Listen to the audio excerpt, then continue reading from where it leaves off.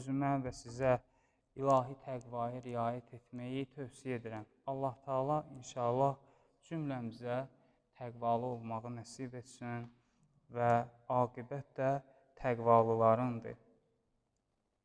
Ən əsas və ən diqqət çəkən mövzulardan biri budur ki, insan diqqət etməlidir ki, Allah Taala məni necə görmək istəyir? Allah məni necə görmək istəyir? Belə bir sual var. Allah bizi necə görmək istəyir? Məni necə görmək istəyir? Təbii ki, əgər insan bu sual ətrafında öz həyatını qursa, həqiqi bəndəçiliyə çatmış olar.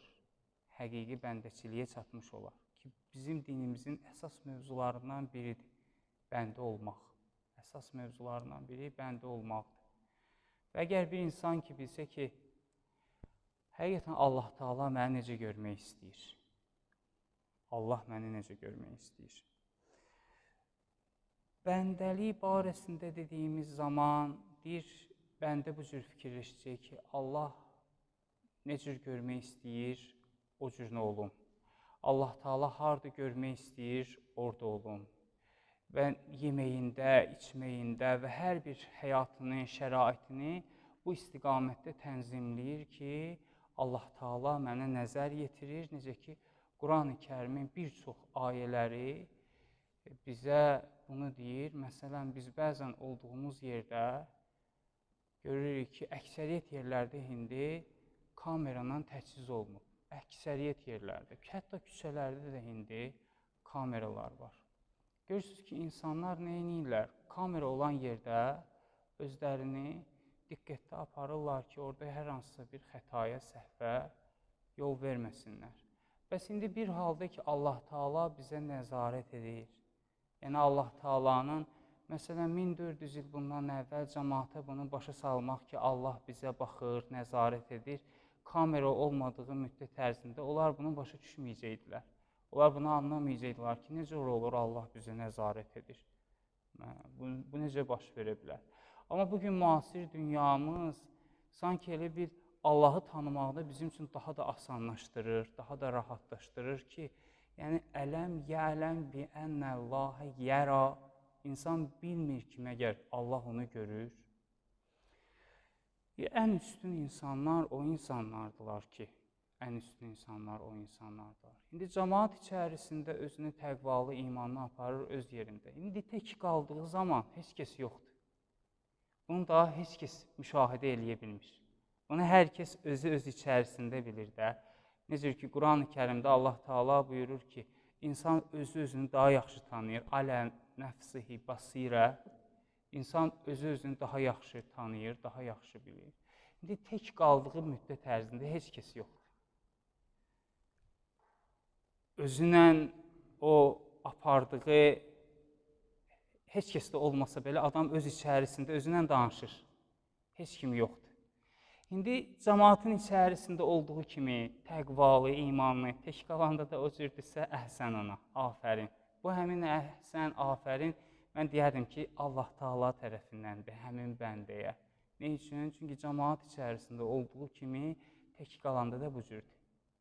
Heç kəs görməyəndə, heç kəs olmayanda, heç kəs tanımadığı bir yerdəsənsən, cəmaat səni burada heç kəs tanımır.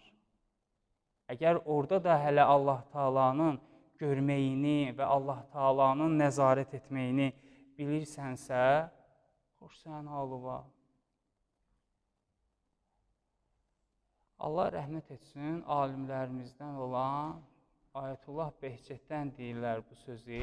Ayətullah Behcət deyir ki,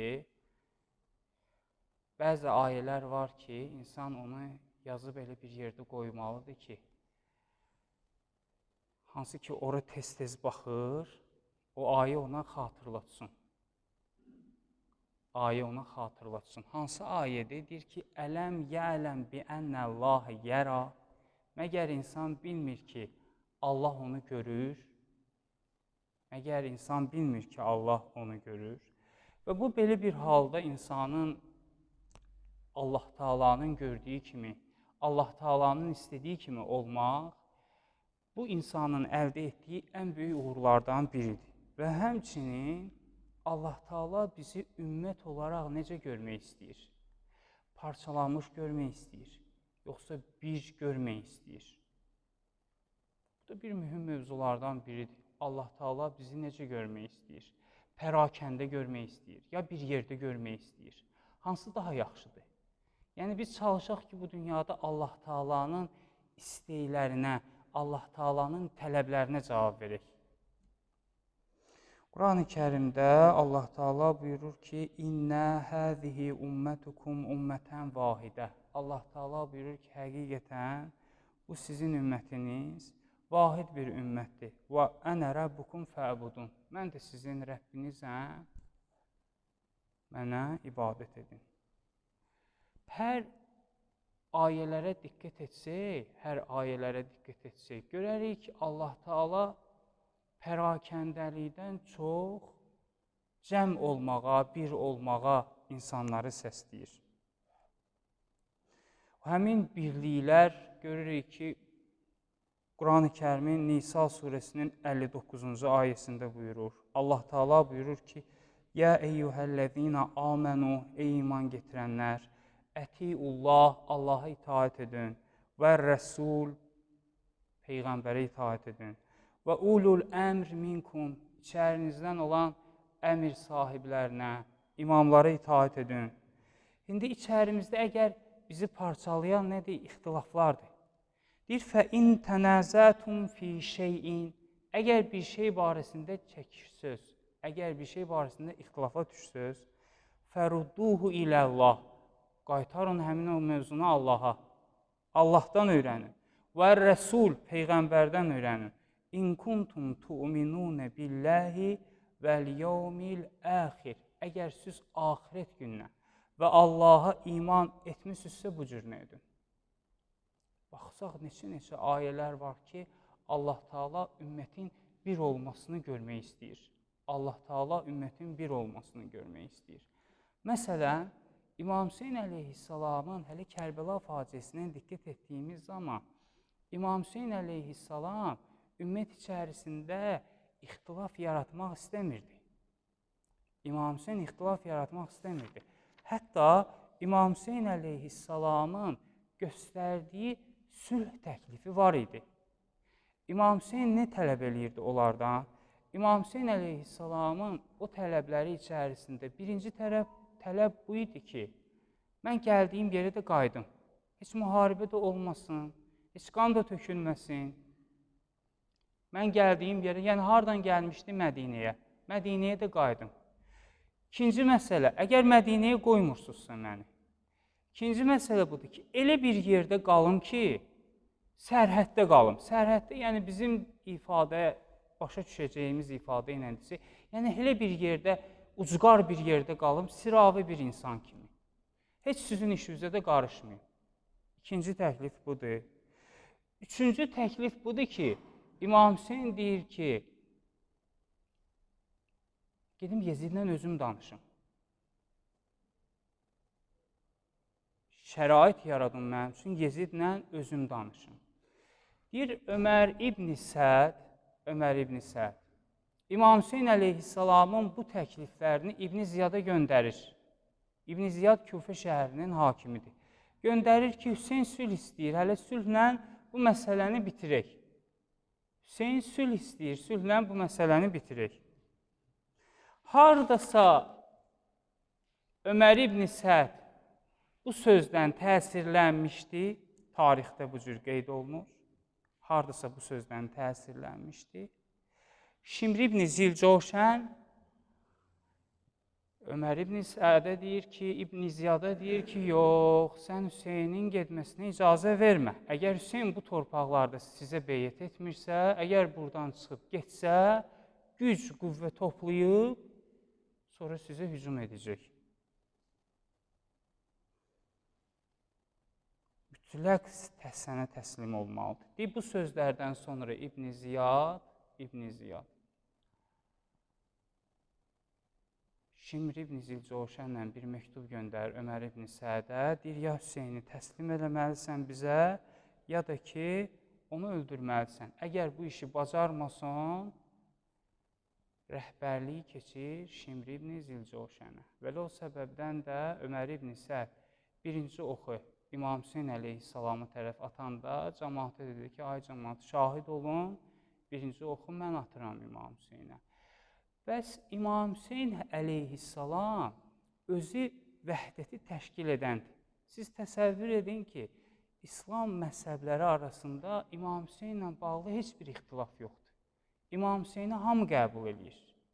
Hamı İmam Hüseyn əleyhissalamın ziyarətinə gedir. Hələ diqqət etsək, Ərbəin ziyarətində İmam Hüseyn əleyhissalamın 40 mərasimi ziyarətinə görərik ki, orada nəinki İslam dininin müxtəlif məzhəblərindən, hətta xristiyan dininin nümayəndələri də o həmin Ərbəin ziyarətində iştirak edirlər.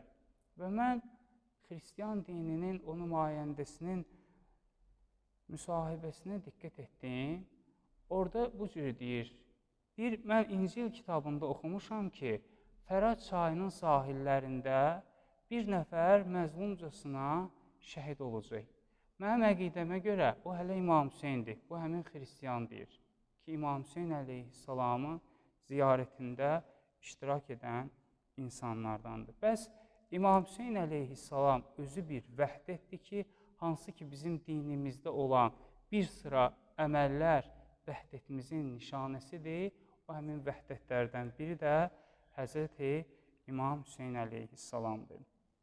Və həmçinin qeyd etmək istəyirəm ki, bu günləri 26 iyun Silahlı Qüvvələr günüdür. Bu günləri bizim ordumuzun günüdür. Allah Teala ordumuzu daim rəşadətli, qalib qərar versin. Allah Teala'dan duamız budur ki, bu həmin ölkəmizin mühafizəsi üçün, qoruması üçün canını fəda etmiş şəhidlərimizə Allah Teala rəhmət etsin, qazilərimizə şəfa versin.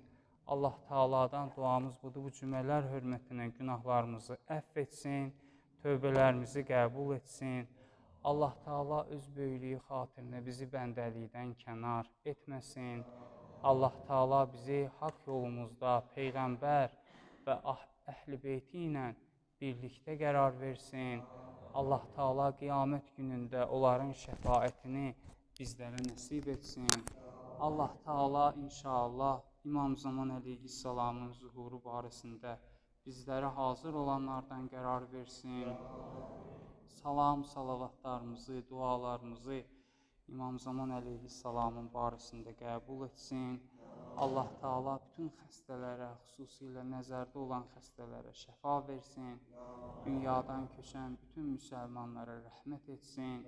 Hidayət olmayan insanlara Allah Teala tezliklə haqqı hidayət etsin. Allah Teala bütün müsəlmanları sülh və əmin-əmanlıq içərisində qərar versin.